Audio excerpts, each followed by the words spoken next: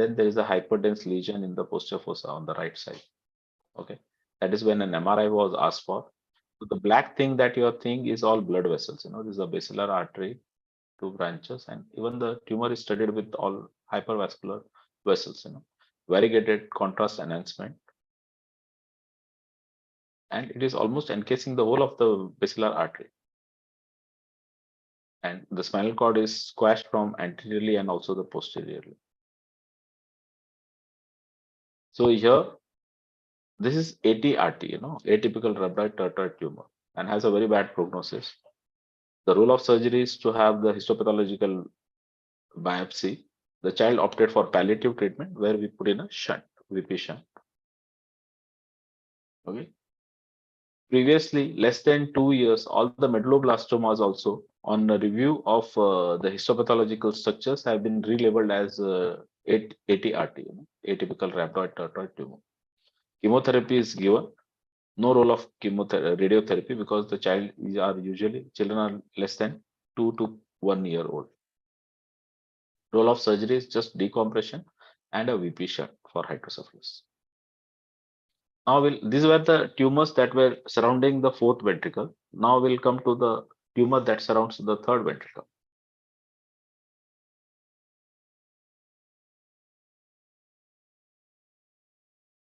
So there's a 6-year-old girl comes with increased polyuria, increased urination, loss of appetite. Her weight was like 13 kilos, a severe diencephalic syndrome. That is when an MRI was asked for. And MRI shows that there's a lesion sitting in the cellular and supracellular region. This is non-contrast MRI. And then when we did the contrast, it enhances brilliantly. So central diabetes insipidus with diencephalic syndrome with a supracellular mass. It is a pathognomonic of germinoma. Okay, hardly few conditions that cause this triad of things. But since no chemotherapy started without a biopsy, so histopathological biopsy was done endoscopically. Before that, we get a tumor markers done, beta alpha fetoprotein or beta HCG for pineal and for the peri-third ventricular tumors, and they were all negative. There was hydrocephalus that was developing, and that is when ventricle was used to get corridor to get a biopsy. So this was just at the day of biopsy, post surgery.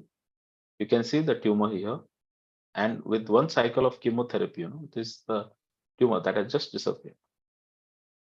So the child continues to take 6 cycles of chemotherapy. She regained all her weight, and she doesn't have an immunological deficit as well. This is a germinoma. Okay, so these are the commonest germ cell tumor. They are very, very malignant. They are round cell, but have a very good prognosis. Okay, the role of surgery is just to get a histopathological diagnosis, just a biopsy. There is no need to radically resect it, just a biopsy is fine. And if there is a hydrocephalus, we do a CSF diversion. They melts with the chemotherapy, and as a part of the protocol, after the chemotherapy, the child also undergoes the radiotherapy. Shreyas, a 7-year-old child, comes with severe headache, vomiting, no other deficit. The headache was unusual, so that is when the scan was asked for. There is a CT scan that is done. So there is a third ventricular lesion that is variegated coming out of the foramen of Monro into both the lateral ventricle and causing hydrocephalus. So MRI is repeated, MRI is done, and MRI shows that there is a bilobe tumor sitting in the floor of third ventricle coming into the lateral ventricle. And this, because of this hydrocephalus, we can use this corridor to come into the ventricle and take a biopsy.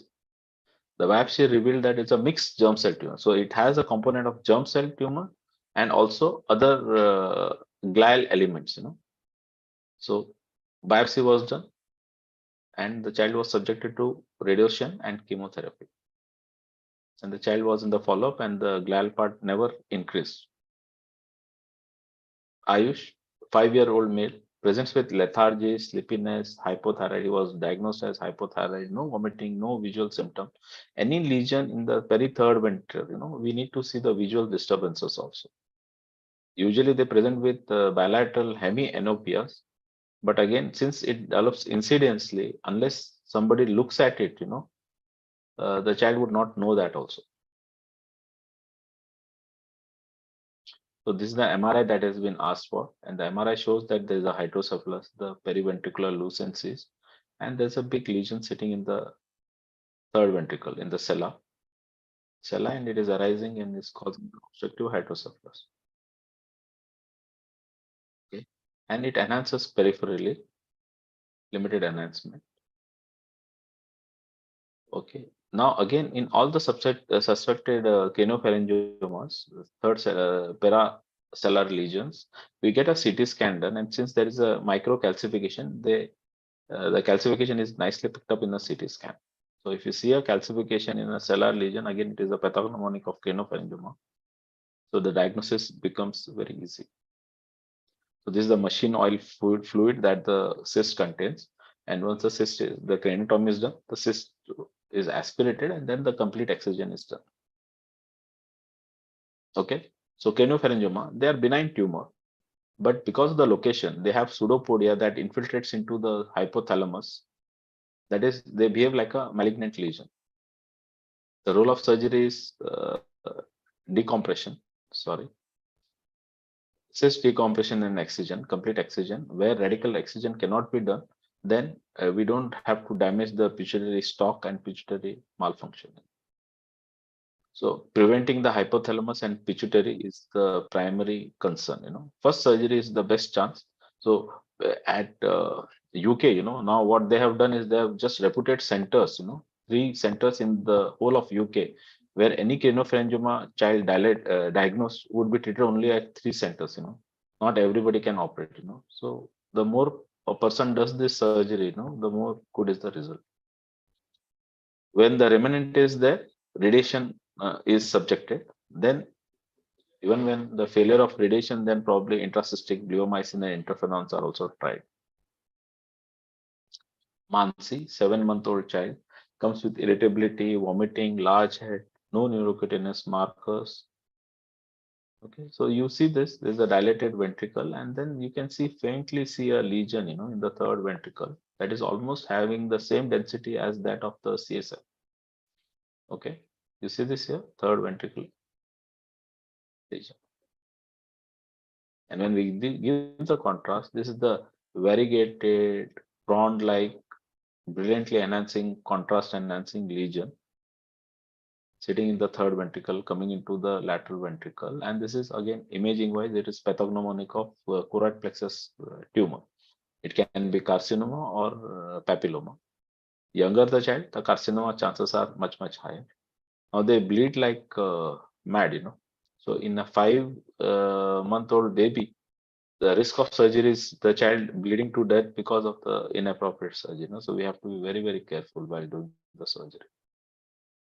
Okay, so this is choroid plexus tumor, papilloma, and they are low grade and has a very good surgery prognosis. Surgery remains the mainstay of the treatment. There is no role of radiation or chemotherapy. Why about 8-year-old male comes with intermittent vomiting, headache. That is when the scan is asked for. And you see this here, there's a lesion in the third ventricle leading to hydrocephalus. Okay, in a FLAIR images, we can see that is a periventricular lucency that again shows that there's a chronic hydrocephalus. So these are colloid cysts. Actually, this is not a tumor.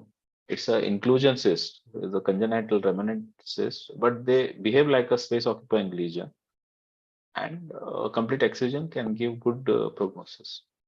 Sometimes, in children also, we see that surgery for an incidentally they are detected. If the scan is done for head injury or investigation of headache, and if it is less than 10 millimeter, no need of any surgery. They can be safely observed.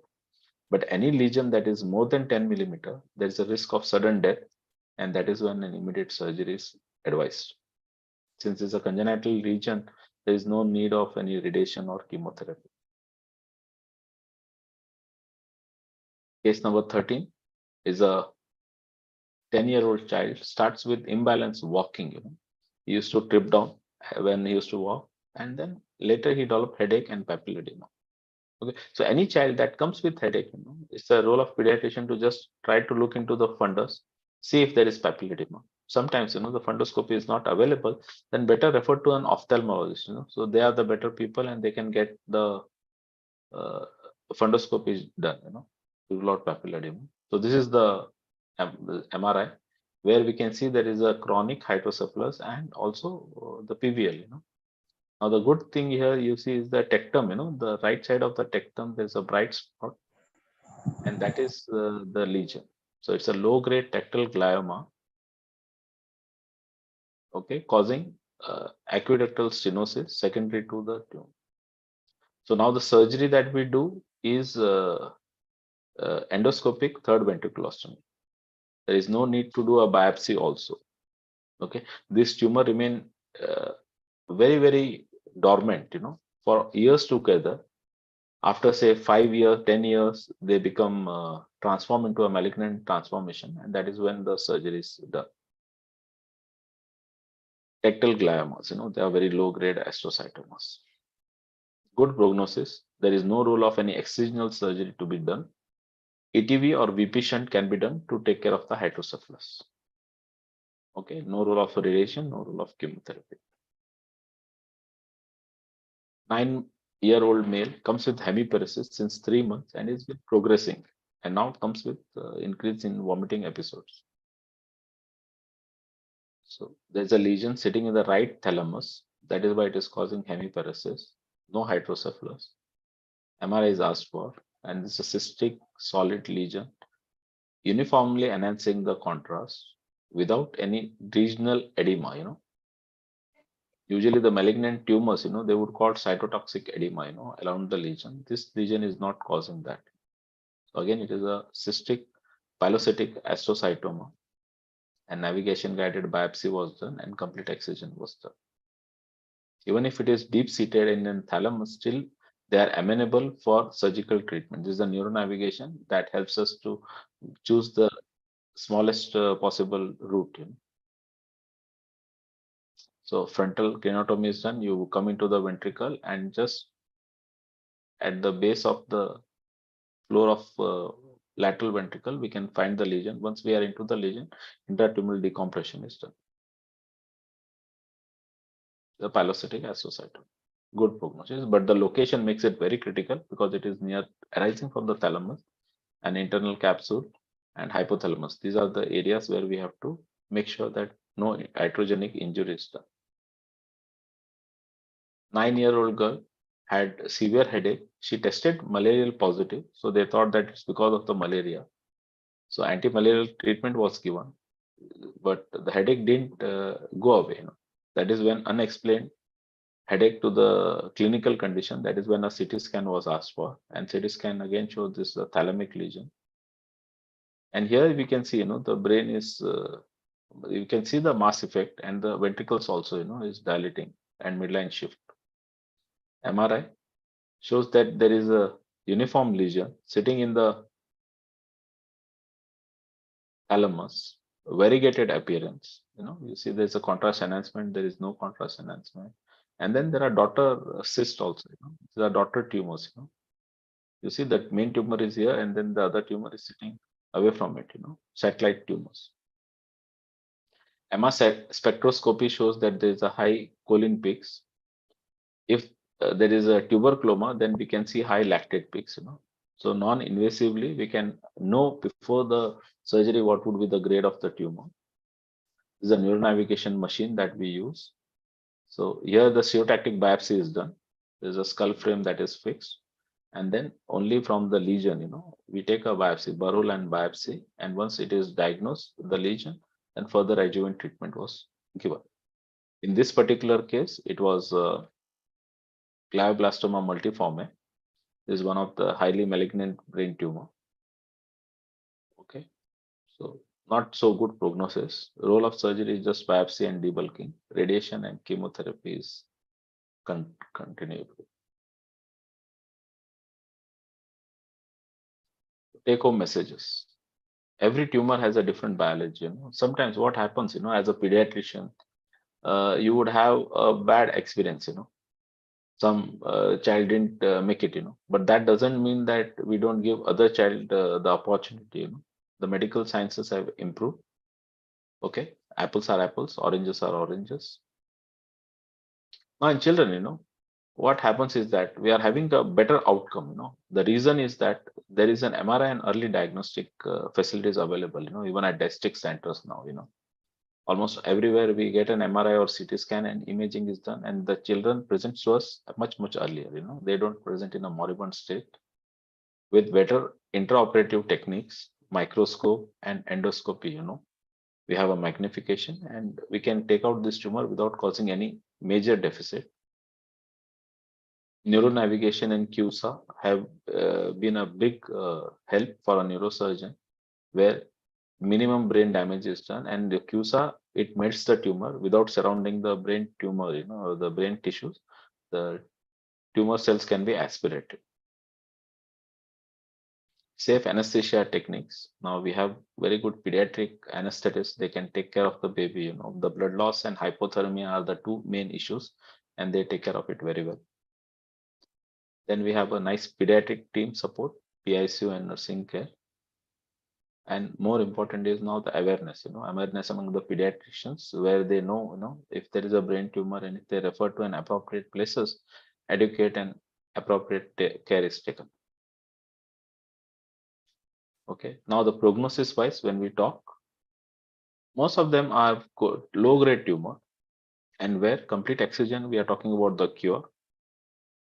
In children, again, we have a set of tumors that are very high grade, but the good part is that they respond well to chemotherapy and radiation. So we always stress the multidisciplinary approach. Thank you for your attention. Thank you, sir, for the amazing cases and the large number of cases that sir's presented and elaborated on each one of those. Thank you very much, sir. We'd like to go to the next presentation. I'll be presenting on prevention and just a minute.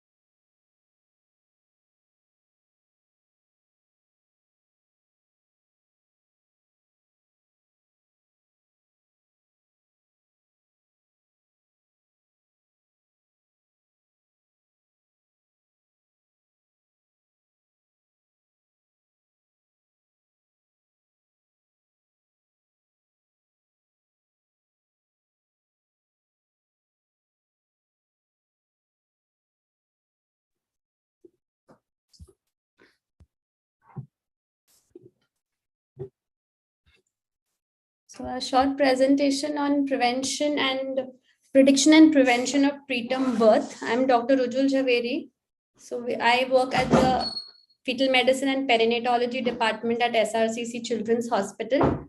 We've started this department about 2 years ago, and we've done more than 150 deliveries, mainly high risk, especially babies which require NICU care or immediate postnatal surgeries. So we'll be discussing preterm birth.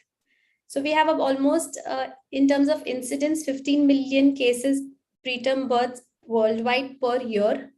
All of you are aware of the preterm birth complications, mainly neurological complications, cardiorespiratory complications, and these complications are a leading cause of death amongst children under 5 years of age. It's interesting to know that 3/4 of these deaths can be prevented with current cost-effective interventions. And across 184 countries, the rate of preterm birth ranges from about 5 to 18%. So, of course, this is with respect to very developed nations versus developing nations where NICU care, post-delivery care is not very good. We need to bridge this gap. That's the main challenge. So how do you define preterm? Like we all know, babies who are born alive before 37 completed weeks of gestation are defined as preterm. This is further divided into early preterm and late preterm. So up to 34 weeks is early preterm and between 34 and 36 weeks is late preterm. Preterm labor per se is defined as based on clinical criteria showing regular uterine contractions associated with cervical changes in terms of dilatation, effacement, or both. So clinically, we define or we can classify it as preterm labor, PPROM, also known as preterm premature rupture of membranes, and iatrogenic preterm. So basically, that is induction of labor, where in view of maternal indication, suppose the mother has preeclampsia, high blood pressure, extremely uncontrolled diabetes, or any other conditions which warrant a preterm delivery. So that is known as iatrogenic preterm. So why is this preterm birth management important and what are the options? So WHO has published guidelines to improve the outcome of preterm birth. So this is the mainstay includes, like all of you would know, is corticosteroid administration to attain fetal lung maturity. We give injection magnesium sulfate for fetal neuroprotection. This is especially important less than 32 weeks of gestation. And short term, we can give tocolytic agents. So basically, these are uterine relaxants, which will give us some time, so 48 hours for the magnesium sulfate to act, and more importantly, for the steroids to act. So that the risk of respiratory distress post-delivery is lesser. So how do you identify preterm labor or which pregnant women are at a higher risk for preterm births? So there are many factors. I'd like all of you to just go through this table once. So if most important factors are if there is a previous history of preterm delivery, underweight with a low BMI, having connective tissue disorders, because in these cases, the cervical tissue is weak, women who've had no antenatal care, multifetal pregnancy, twins, triplets, and higher order pregnancies. Again, underweight would be poor nutrition, certain conditions like diabetes, preeclampsia, infections. Vaginal bleeding, especially in the first trimester, does increase the risk of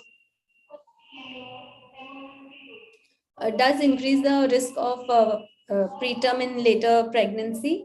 IVF pregnancy or any pregnancy is born out of or conceived out of assisted reproductive techniques, including ovulation induction, have found to be increased risk of preterm labor. Smoking, alcohol consumption, uterine anomalies, these are the other high risk factors. We'll discuss them in detail, some of them. So though we have all these risk factors for prediction and hence prevention, the basis of preterm labor and its onset still remains elusive. We do have developed targeted preventive therapies at specific risk subpopulations. So basically, if there is a multifetal pregnancy or if there's someone who has had a history, but still we have many primigravidas who, in spite of being low risk, in spite of having good cervical length at the time of anomalies, can do ending up with preterm labor. So we need to identify these women and treat them accordingly. So for prediction, we have three main factors. First is assessment of risk factors, ultrasound measurement of cervical length, and biochemical markers. However, clinically high index of suspicion, mainly patient complains of back pain, lower abdominal pressure, pelvic pressure, vaginal discharge. Typically, patients complain of tightening in the uterus or any cervical changes which are noticed on internal checkup will further warrant evaluation, even if it's a low-risk mother who has no other high-risk factors which may point towards preterm labor. So clinical history, like we discussed, a history of spontaneous preterm birth, this is one of the major risk factors. A woman who's had a previous preterm birth is at risk for recurrent preterm birth. Again, it may happen at the same gestational age and otherwise earlier. Okay, especially if she's had no term pregnancy between the previous preterm and the current pregnancy, and there is history of multiple preterm births, that it increases the risk of preterm. A family history of preterm birth. Suppose the mother, the grandmother is born preterm, or the grandmother or her mother had a history of preterm birth, or her sister was born preterm, or she herself was born preterm. All of this will increase her risk for a preterm birth.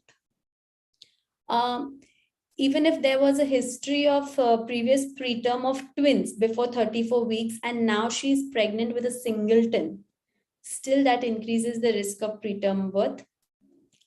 If she's had a spontaneous or a medical abortion more than 16 weeks, then it increases the risk of preterm birth. Previous first trimester miscarriages per se do not increase the risk of preterm birth. These are spontaneous miscarriages.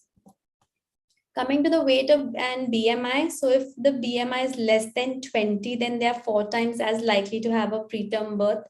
Poor pregnancy weight gain of less than 0.5 kgs per week. And also the other extreme, a high BMI of more than 30 is a risk factor for preterm birth, especially preterm premature rupture of membranes. Like we discussed, fertility treatment, both IVF as well as ovulation induction can lead to preterm birth. Certain medical conditions like diabetes, both chronic diabetes and gestational diabetes, chronic hypertension, heart disease and asthma. Heart disease patients especially, they are prone to preterm births. It's been found that these medical conditions may lead to spontaneous preterm births. Like we discussed, preeclampsia and pregnancy-induced hypertension, uncontrolled hypertension, they increase the risk of iatrogenic preterm labor or induced preterm labor. This is mainly for maternal indication that we need to terminate the pregnancy. Uterine anomalies, especially uterine septum, unicornuate uterus, multiple uterine fibroids, or if you have a big fibroid which limits the intrauterine space, then this increases the risk of preterm delivery. Mechanical dilatation of the cervix. This was especially when on operative hysteroscopy, when you need to dilate the cervix up to number 10 Hegar's dilators. And if a single step evacuation has been done for a medical termination more than 12 weeks, both these conditions lead to mechanical dilatation of the cervix, and the fibers are destroyed, they are disrupted, because of which the subsequent pregnancies, the cervix becomes weak, and these women are then prone to preterm deliveries. Multiple pregnancies, twins, and even higher, and of course higher order pregnancies like triplets and quadruplets are at high risk for preterm delivery. This is both in case of spontaneous as well as those born out of IVF, because again, the space is a limiting factor, intrauterine space. So coming to ultrasound, like the second factor which helps us in predicting is the ultrasound measurement of the cervix. So there is a strong correlation between cervical length and preterm labor. Shorter the length, more is the risk. Digital examination of the cervix will tell us about the dilatation, effacement, and consistency, but it may not tell us very well in terms of the length, and there's a limitation in subjectivity and lack of reproducibility. Hence, a sonographic evaluation of the cervix is the best option, and in that also a transvaginal or an internal scan. So the Fetal Medicine Foundation has published guidelines for measurement of cervical length. So the preferred route is transvaginal, because the transabdominal route is less accurate. Translabial, very rarely used, may be done in case of suspected leaking. The patient should be on an empty bladder with a dorsal lithotomy position, and a 5 megahertz transvaginal probe is used. See, this is how an image looks on a transabdominal scan. So this is a thin patient. It was much easier. Bladder is partially distended. It was easier, but a transvaginal scan is preferred. See, we had this one patient where this is actually the internal os, and this is the internal os, and this is the bag of membranes which is protruding into the cervical canal, and this is just the length of cervix which is left. This is the internal os which is dilated to almost 2.5 centimeters, and this is the remainder of the cervix which is measured in this. So this is the effective cervical length is only 1 centimeter. This is the transvaginal probe, the bladder which is empty, the bag of membranes in the cervical canal, and the residual cervical length. So this is another image. Bladder is partially distended, though we would want this to be completely empty. Here we see the typical V-shaped cervix. This is the internal os which is dilated to about 7 millimeters. And this is the final length. Here you see the mucus, cervical mucus plug also, and we see that this cervix is dilating. So this in high-risk mothers, anyways, we are going to be, based on her history, symptoms, and BMI, and all other factors, we are going to be monitoring the cervical length. So, but in low-risk mothers, so all pregnant women, we do a cervical assessment at 16 to 20 weeks when we send them for an anomaly scan.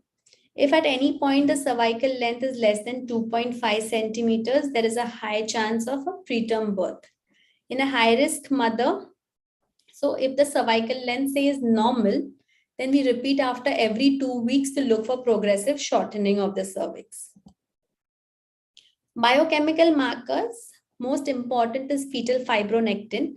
It's an extracellular matrix glycoprotein which is produced by the amniocytes and by the cytotrophoblasts, localized between the chorion and the decidua.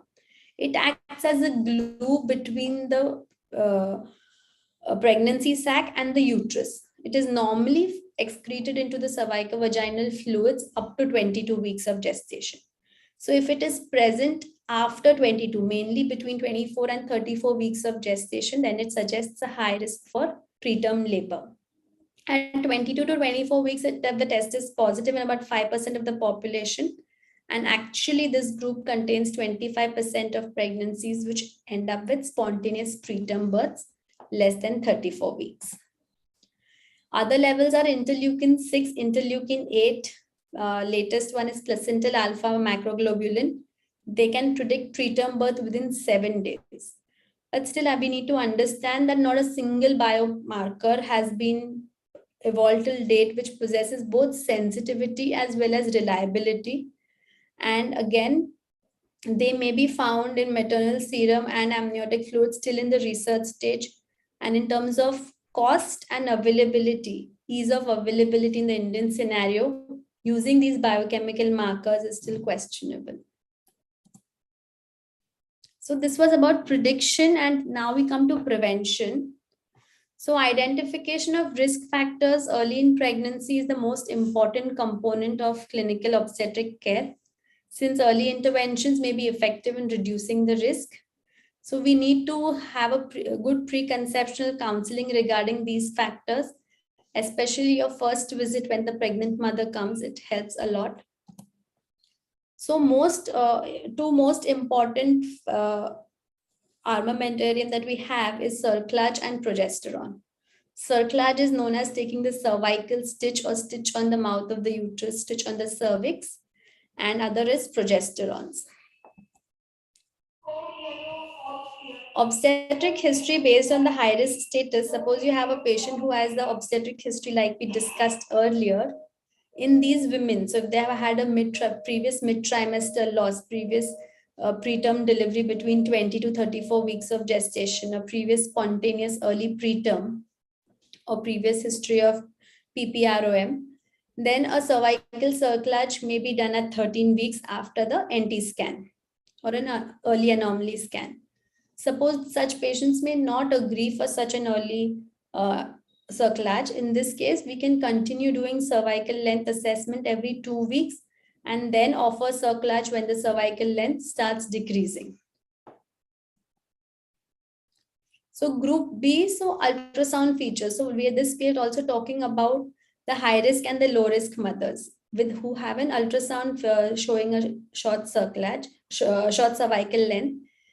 So if they're at high risk for preterm labor, we can offer progesterone. Progesterone can be both locally, so intravaginally, as well as intramuscular injections, both of which will have to continue till 34 weeks of gestation. Though there are many other treatments, many obstetricians or many colleagues start on tocolysis immediately as soon as the risk of preterm is determined. But long-term tocolysis has not found to be of much use, whereas progesterone is the only treatment, and this therapy alone will reduce the chance of spontaneous preterm by 40%. So in this group of low-risk mothers, if the cervical length is less than 2.5 centimeters, cerclage can be done. And this reduces the risk of spontaneous preterm birth by 15%. In twins, prophylactic cerclage for twins without any other high-risk factors with a normal cervical length, we do not offer cerclage anymore. Until and unless there are other factors, suppose it's an IVF pregnancy or the patients underwent multiple DNCs or any other history, then we do a cerclage if we have more than 2 factors. But otherwise, low risk twin pregnancy with a normal cervical length, we do not do a cerclage if the cervix is of normal size. So that is more than 3.5 centimeters. If it is short, like less than 2.5 centimeters by transvaginal scan, progesterone alone will help, but cerclage will help more. But with a short cervix at 20 weeks, if there are signs of effacement, bulging of membranes, cerclage may increase the risk instead of decreasing the risk. So, but if you have symptomatic patients who have cramps and everything, but the cervical length is more than 2 centimeters, they are unlikely to deliver in the next 7 days. Thank you.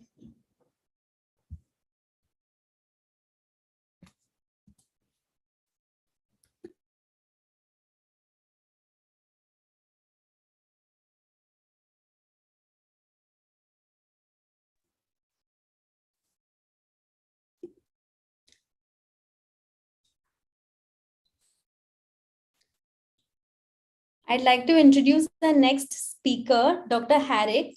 He's a part of a pediatric anesthesia team. He's completed his MD and DNB anesthesia and then done a DM in pediatric anesthesia with an experience of almost 5 years. I'll just hand over to Dr. Harrick.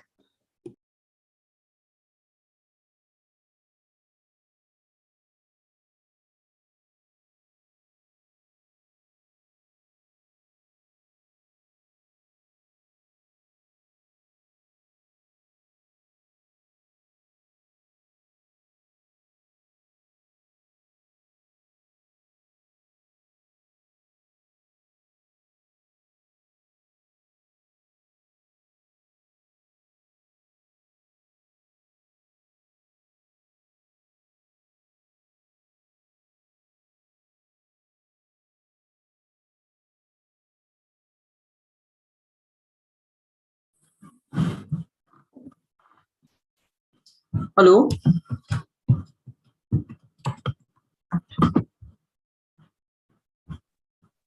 Yes, Harrick, you can start. Hi. Good afternoon, everyone. I'm Dr. Harrick Shah. I'm Associate Consultant at SRCC Children's Hospital. And today I'm going to take you through the frequently asked questions in pediatric anesthesia. So starting with, what is anesthesiology? Anesthesiology is a medical specialty concerned with total perioperative care of the patient, that is before, during, and after the surgery. So it encompasses 4 things, primarily, that is hypnosis and amnesia, muscle relaxation, reflex suppression, and analgesia. Then what is pediatric anesthesiology? So pediatric anesthesiology is the subspecialty of anesthesia dedicated to perioperative management of ranging from premature newborns to teenagers. And who are pediatric anesthetists? So our pediatric anesthesiologists are doctors who have completed their 3-year anesthesiology residency program, followed by a subspecialty training in pediatric anesthesia, which can range from a 1-year fellowship program to 3 years DM program, to concentrate on the special skills and knowledge needed for the management of infant and children. So the next question what we get is how my child is going to receive anesthesia. Sorry. So most children receive will receive general anesthesia, which means the child will be completely asleep during the surgery. General anesthesia can be given in 2 ways, either by breathing anesthetic gases from placed on the child's nose and mouth, or by receiving anesthesia medications intravenously. Both methods are safe and effective, and the anesthesiologist will determine which way is the best for the child. A breathing device is usually placed to protect the child's airway and which remains until the surgery is completed. The device will be removed prior to the child getting up. So this is a video of showing the anesthesia induction using the gas technique, where the child himself is holding the mask on the face and is breathing through the mask, and eventually he'll fall asleep. So this takes around 10 to 15 seconds for the patient to get anesthetized.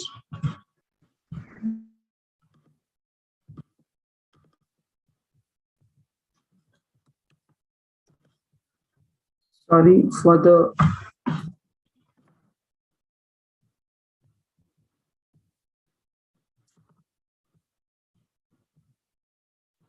for the hiccup.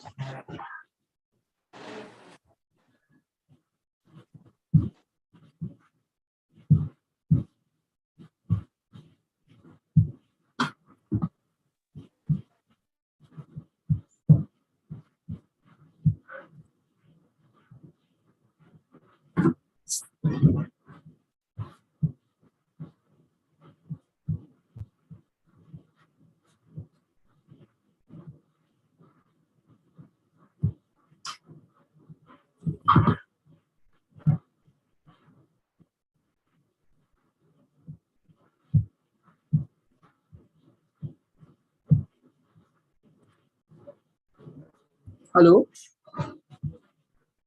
Hello? Yes.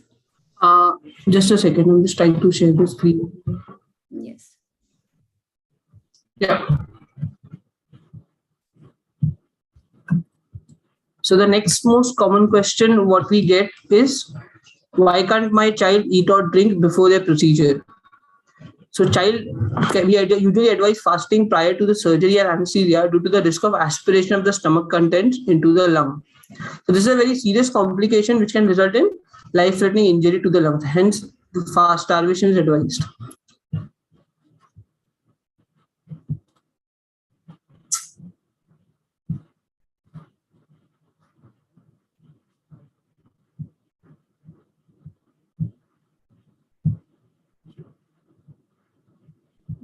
Facing some problem with the internet. Just a second.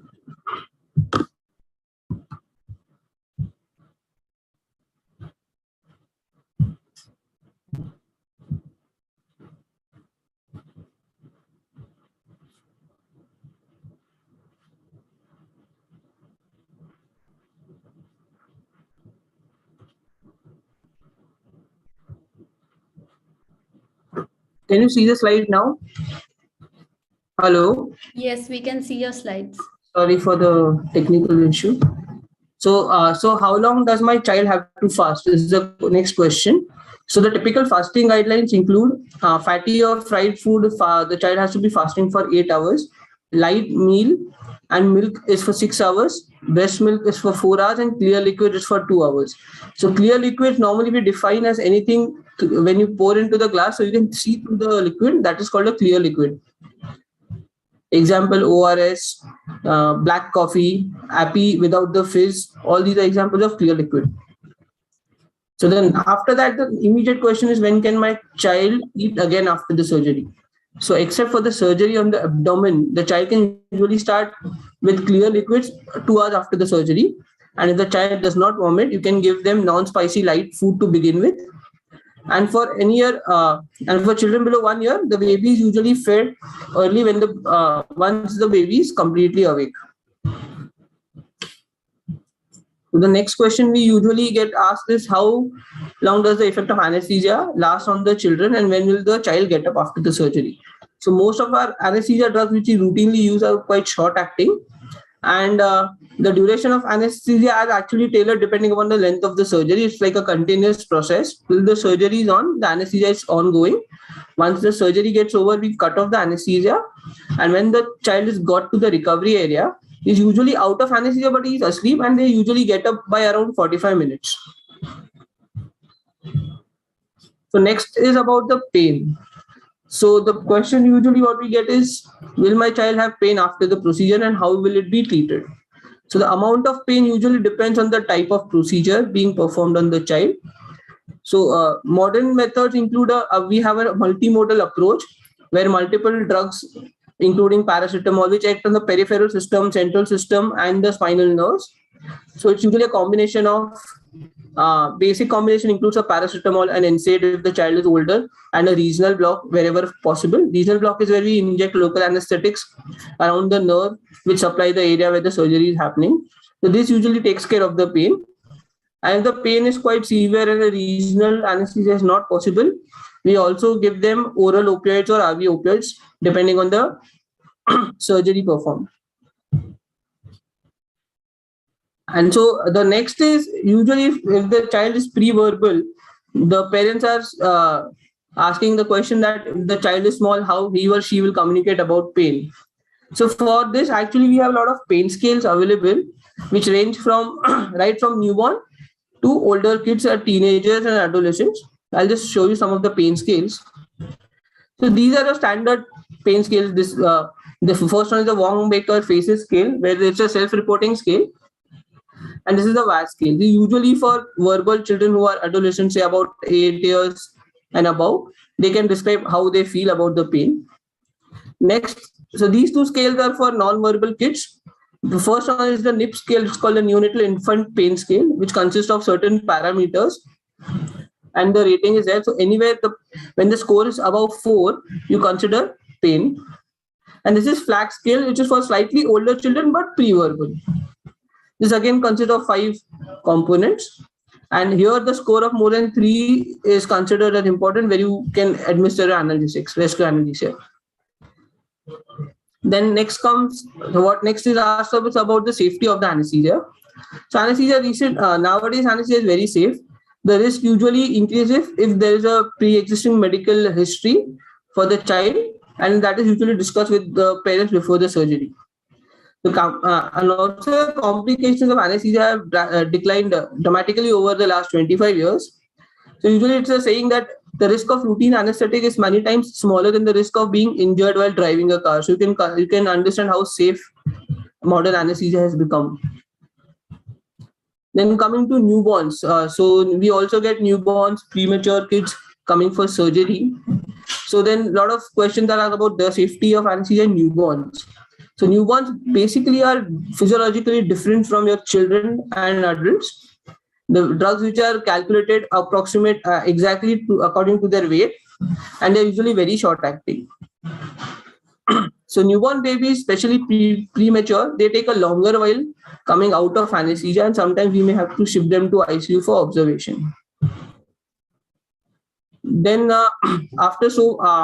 we also get questions regarding, is there any alternative to general anesthesia for children? Because a lot of few parents have undergone surgery and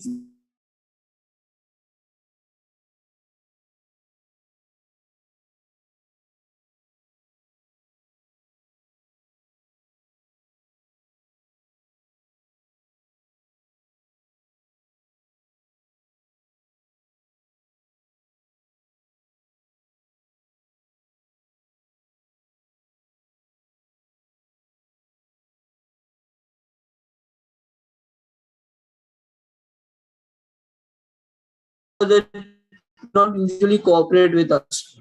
So general anesthesia is imperative. We have to give a general.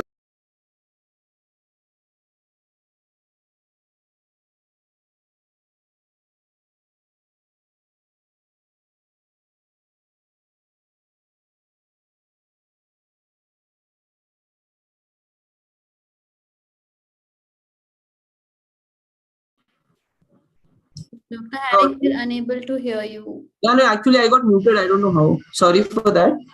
Okay, can I hear me now? Yes, yes. All right. So the recent topic, so this is a really interesting thing that we had papers that said prolonged exposure to anesthesia agents can cause harmful effect on the developing brain of the animals.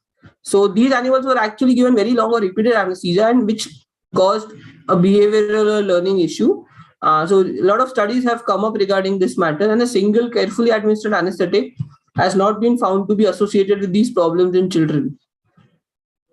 Also, so the child's brain maximum development rapidly occurs up to 3 years of age. So surgeries which are non-essential can be avoided up to this age group, because anesthesia is must for all children undergoing surgery. So the next question is, should we postpone the surgical procedure? So normally any kid who is coming for surgery will not be for an absolute elective surgery. It is usually a semi-urgent kind of a surgery. And a lot of times it is actually more beneficial to get the surgery done. For example, say a kid is coming with chronic ear infection. If you don't treat surgically, then he or she may have difficulty in hearing and development of speech. Then other surgeries like cleft surgeries, where there'll be difficulty in phonation and also cause repeated upper and lower respiratory tract infections. Then patients who have congenital cardiac surgery, they have to be operated in a very early stage. Also appendix surgery. So all these surgeries are kind of essential for actual development of the kid, and hence they have to be done, and hence the anesthesia is required. So how do the parents help? So normally what we say is, a lot of parents may not share complete history, medical history with us, including all the medications. So that is very important, because that kind of helps us plan for our anesthesia during the surgery. Second most important is adhering to the guidelines, especially fasting, because children, we understand, will not be fasting for prolonged period of time, and it's difficult as a parent to see your child crying. But as explained earlier, aspiration of these gastric contents can cause real damage to the lung, and hence these guidelines have to be followed up to the T. Then also continuing medications, if the child is on any medication, which has to be continued before the surgery. Any other chronic illness has to be treated, and also choosing the correct hospital where you have qualified people, including the surgeon and the anesthetist, and the backup, everything is available, will be really helpful for a better prognosis of the child. And the last question, which is most commonly asked, is what if my child has cold? So a simple cold, usually without any fever or productive cough, may not require cancellation of surgery. But we advise more caution if there is any patient-associated risk factor like asthma, breathing problems, prematurity, heart and neuromuscular problems. These factors are usually associated with a higher complication rate. So these are the usually frequently asked questions what we get when we do a pre-anesthesia checkup. Thank you. Thank you, Dr. Harrick, for the detailed discussion. If there are any queries, you may ask, you may even type on the chat box.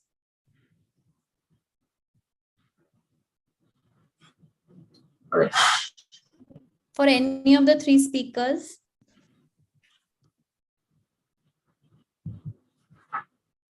Thank you. Thank you, sir. We've relatively wrapped up today's session. We finished all the three speakers. So if there are any questions, please feel free to ask.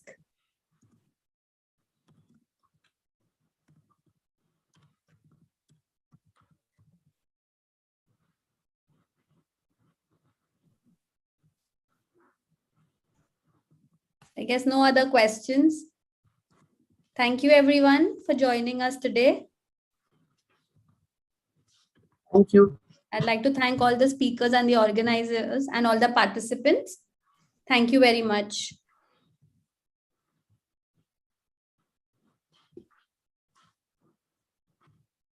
श्रुति वो कहा था अरे ये अपना master class में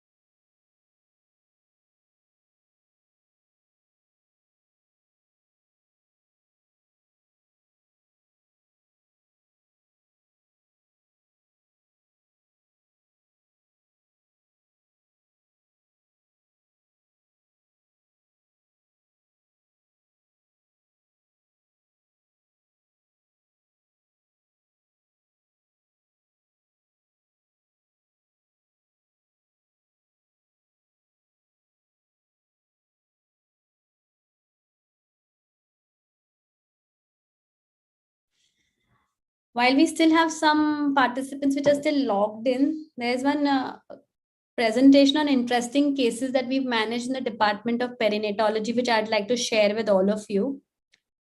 So I'll just give a quick, we can discuss this. So at our department, we do a lot of antenatal invasive procedures. We do amnio, which include fetoscopic interventions, amniocentesis, chorionic villus samplings. So this is an old data, need to update this further. So we'll discuss some cases. So we have a second trimester MTP. Now, why was this MTP done? We'll discuss this. So we had a second gravida. She was about 8 weeks pregnant. She had a previous baby, a male child, 7 years old, with global developmental delay, microcephaly, nystagmus, seizures, hypotonia, and attention deficit hypokinetic disorder. They had the baby's clinical exome done, a Sanger sequencing done, which showed this particular mutation.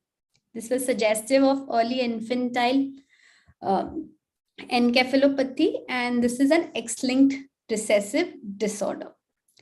The parents, so the mother underwent a chorionic villus sampling at around 12 weeks, which showed an X-linked recessive disorder. That means the current pregnancy, also the fetus was affected with the same gene, and hence it decided to terminate the pregnancy.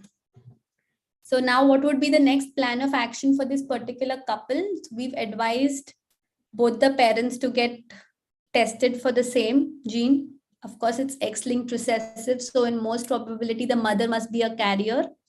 And now in every subsequent pregnancies, the pregnancy would have to be tested.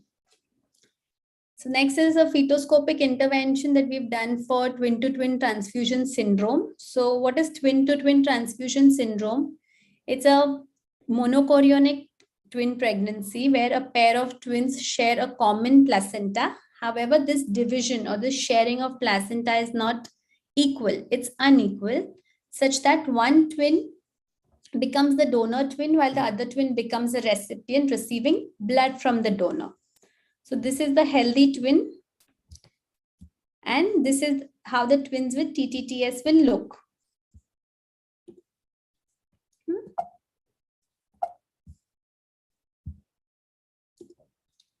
So this is the twin-to-twin transfusion syndrome arises due to unequal sharing of a common placenta due to abnormal blood vessel connections. These blood vessel connections are not just at the superficial on the level of the placenta, they're also deep. They can be arterio-arterial, arterio-venous, or venous-venous connections, where one twin keeps on donating blood and nutrients to the other twin such that it becomes the donor and its growth lags and it becomes smaller. Now the recipient twin, because of this extra blood which is coming in, becomes bigger and heavier at the expense of the donor twin. This can set in as early as 16 to 18 weeks of gestation, and hence it is essential to treat this condition in utero while the fetuses are still inside the mother's womb, because we cannot deliver them so early. We need to prolong this pregnancy to at least 26-28 weeks, that is the weeks of viability. So here we had an anxious couple. They came to us around 20 weeks of gestation, so around the 5th month. They had a previous ultrasound report showing twin-to-twin transfusion syndrome with abnormal blood flow. So the Doppler flows to both the fetuses was also affected, such that it was showing absent end diastolic flow in both the twins. So they're basically very much compromised. So we had a multidisciplinary team comprising of obstetricians, fetal medicine experts, which were consulted, and the findings were confirmed. So using a fetoscopic approach, so a keyhole approach, a fetoscope is only 3 millimeters in diameter. So that is introduced into the amniotic cavity to the pregnant mother's abdomen. The common placenta is approached under direct vision and all the abnormal connecting vessels. So here we can ablate or we can burn only the ones which we can see under direct vision, the superficial ones. The deep ones or the deeper ones which are there in the substance of the placenta will remain. However, this will not completely reverse the pathology, but it will, like I said, it will give us some time. and the extra fluid around the recipient twin was removed. This is the first video where you can see the fetoscope which has been introduced. You see the amniotic fluid, see the big vessels on the surface of the placenta. So now where we see that these vessels are dipping into the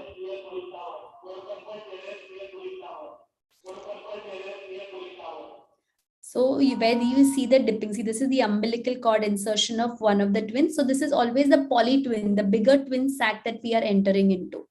So this umbilical cord which we saw, cord insertion, that is of the bigger twin, the recipient twin. So now this is a laser which is gone in. We will identify the blood vessels which are dipping inside, crossing and dipping inside. And now they will be burnt using the laser. So this is known as laser fetoscopic laser ablation of anastomotic channels in a case of twin-to-twin transfusion. That is the whole procedure.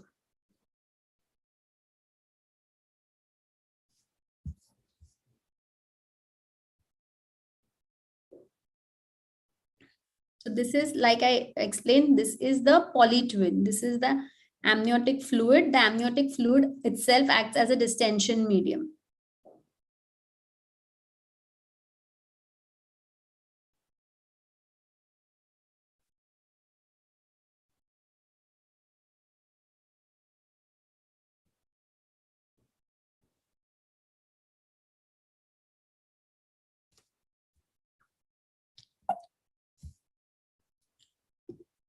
Okay, so how did this procedure help us? It helped give space. So because we also drain the amniotic fluid. So after the ablation of the abnormal blood vessels is done, we remove the extra fluid from the polytwin, means from the recipient twin.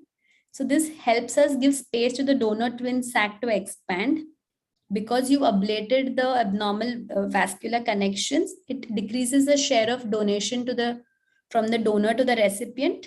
Then the pregnancy is monitored under strict obstetric care for 48 hours. So we repeat a sonography the next day. So in this case, it shows that both the fetuses were doing well. The blood flow had improved, means the absent diastolic volume had improved. And the water level, means the amniotic fluid level in both the twins had now become normal. So this pregnancy was further monitored every 2 to 3 weeks. So in about 48 hours, we discharged the patient and then monitored every 2 to 3 weeks. We could eventually pull through a crucial period of about 6 to 8 weeks. At 26 weeks, this mother had premature labor pains and then had to be delivered in a tertiary care center. Both the babies were in the NICU and were doing well and recently discharged as well. So next case, I think we've discussed this earlier also, but it was an important fetoscopic intervention. We did a PU valve fulguration of a primigravida patient at 19 weeks who presented with bilateral hydroureteronephrosis and had oligohydramnios. So this patient underwent aspiration of urine from the urinary bladder for investigations and then was followed by insertion of a vesicoamniotic shunt at 22 weeks. However, this shunt got displaced at 23 weeks. This is very commonly seen. The shunt does get displaced many times. And then underwent a fetoscopic PU valve fulguration. So this is the video for the same.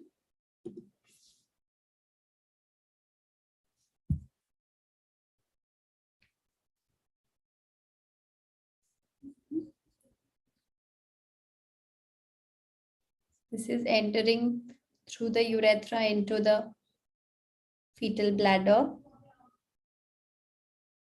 The fetal bladder.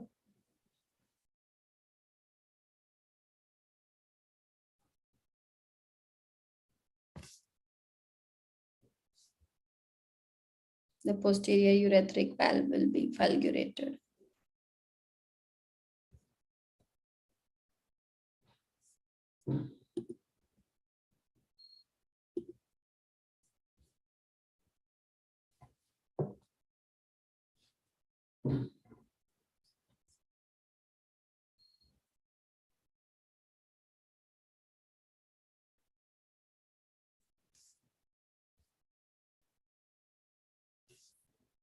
That is again using laser.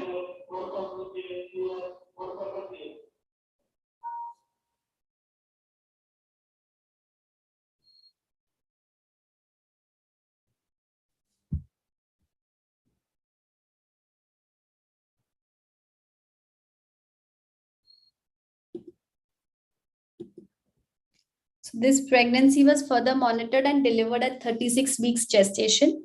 The creatinine at birth was about 1.7 milligram percent, which then decreased to 0.38% by age of 6 months. At birth, this baby underwent vesicostomy and later on a ureterostomy. So delivery details, little old data, we need to update this. We've had NICU admissions of inborn patients about 56. These were, out of these 9 were about extreme preterm deliveries, less than 29 weeks. The lowest gestational age has been 26 weeks with intact survival and least morbidity. We've had 1 NND in the extreme preterm group and about 14 patients babies which needed postnatal surgical interventions. So what is the importance of in utero transfer? So basically it is about being in the right place at the right time, being born in the right facility because of the availability of a level 3 NICU. This reduces the morbidity and mortality, reduces the rate of respiratory distress, bronchopulmonary dysplasia, and intraventricular hemorrhage. So what are the indications for such in utero transfer? These include mainly maternal, medical, and surgical conditions requiring tertiary level care, or a fetal condition, or a fetal medical or a surgical condition which requires iatrogenic delivery at a tertiary care center, which can be any subspecialty like cardiac, or with a high risk of spontaneous or iatrogenic preterm birth like we discussed. So discussing some preterm cases, so we had an IVF conception, DCDA twins with discordancy, was admitted at 26 weeks with preterm pains, like we discussed, was conserved for 48 hours with tocolysis, antibiotics, and magnesium sulfate. However, she had preterm premature rupture of membranes also by then, like we discussed in the first presentation. See the risk factors, IVF pregnancy twins. So she had to be delivered by LSCS. We had a female child of 560 grams and a male child of 630 grams. The female child unfortunately expired on day 5 of life with immediate complications, and the male child was discharged around 3 months of life. These are the happy parents and the male child born at 26 weeks. So this was another case, again 25 weeks of gestation. This was again an iatrogenic preterm delivery, which we had to do, severe pregnancy-induced hypertension, and also showing high resistance in the umbilical artery, which progressed to absent end diastolic flow by 29 weeks. So like we discussed, we gave steroids for lung maturity, magnesium sulfate for fetal neuroprotection, and underwent an LSCS at 30 weeks of gestation. We had a female child of around 1 kg, which was shifted to NICU. The respiratory care, antibiotics, and everything was taken care of. Weight gain was monitored and discharged around day 40 of life. This is that baby. Again, this is a third gravida. Previous two, important to note in this case, because we discussed earlier for preterm.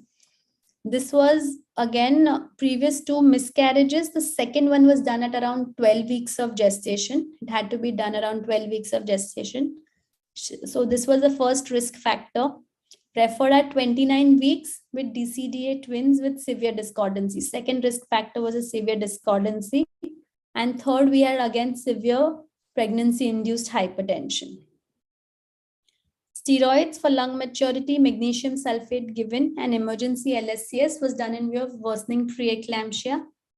We had two female children, 950 and 590. The severely discordant twin, the small one, expired around day 9 of life. The other twin, the twin A, continued and was discharged around day 39 of life. This is that baby now. So we've had some interesting surgical cases also. Like this was a case of cardiac surgery. We had a primey, 26 weeks, was diagnosed with a ventricular septal defect with coarctation of aorta. No screening test, means no dual marker, triple marker, or quadruple marker tests were done. So we reconfirmed the cardiac findings. The fetal 2D echo showed a tubular hypoplasia of the aortic arch and a VSD. A joint consultation with the fetal medicine consultant was also done. And the decision was for amniocentesis. So we had this come much earlier, say around 20-22 weeks, we would have taken consent or offered amniocentesis to rule out any genetic abnormalities or any chromosomal anomalies. But that was deferred due to a advanced gestational age. She was already 26 weeks. I'll just play this video. This video was that of the fetal 2D echo. I'll just play it separately.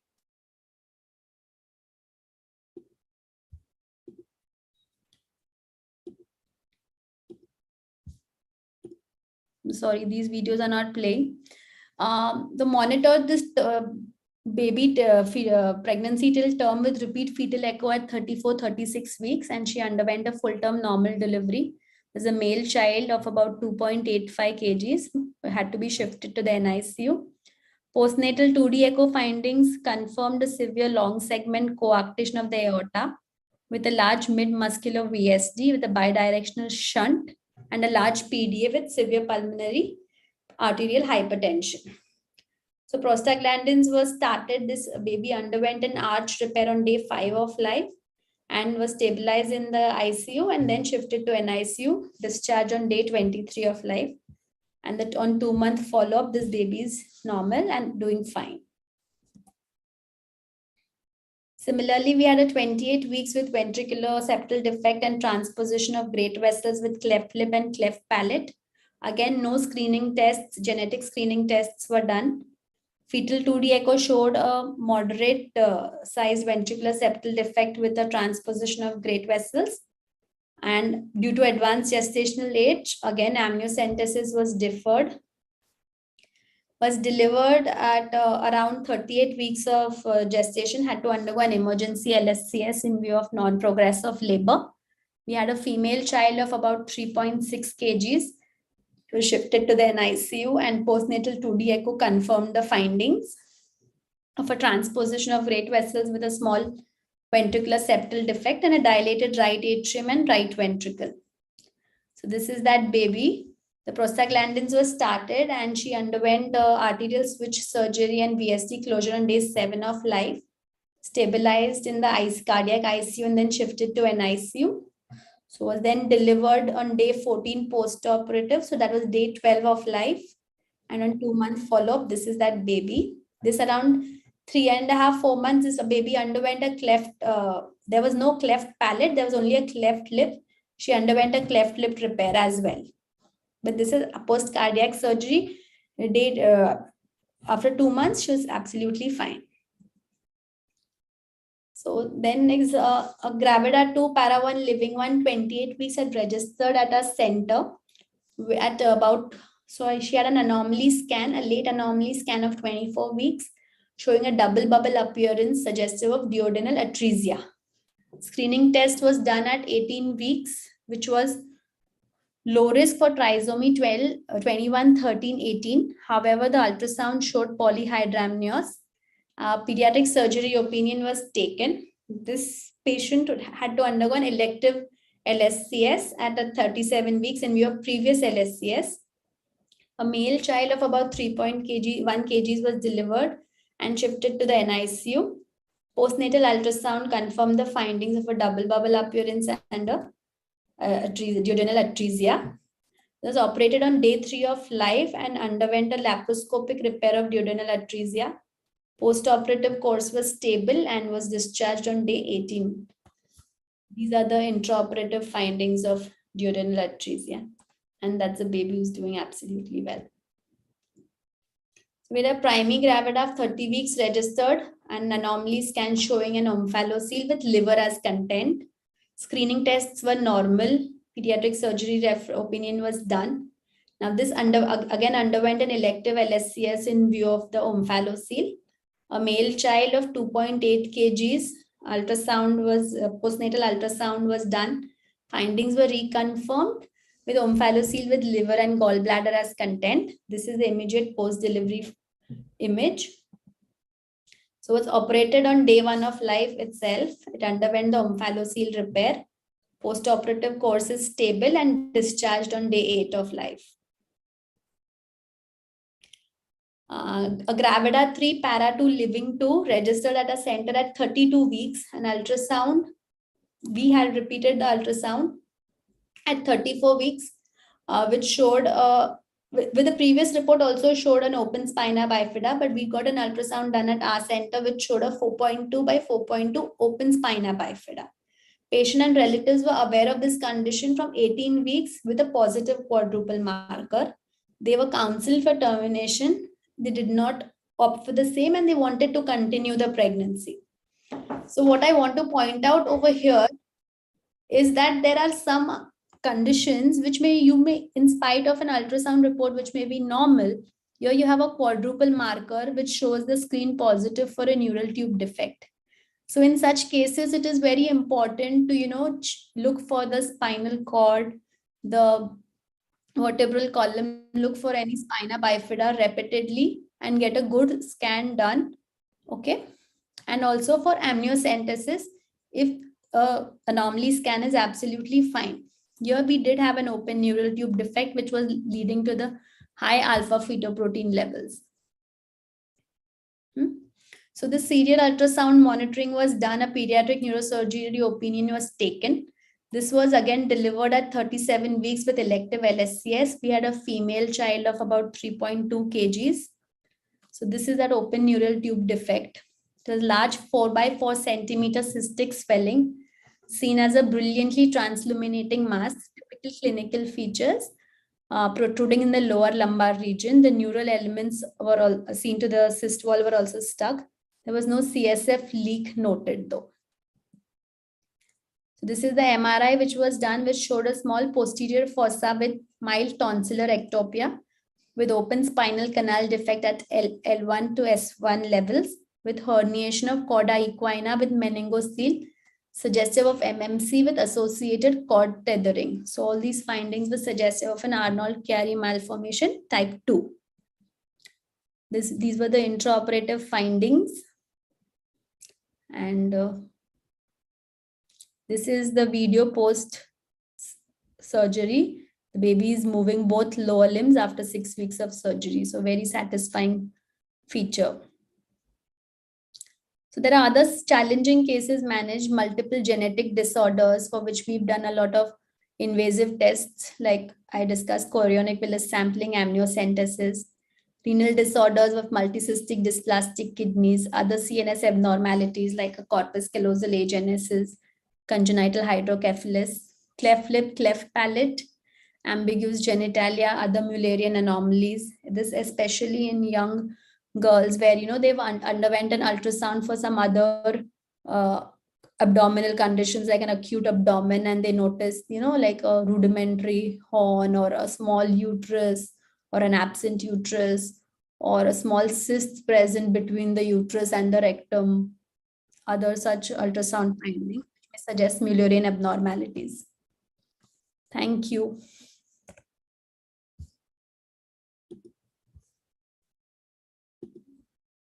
Any other questions regarding this presentation or anything else that we manage in the perinatology department?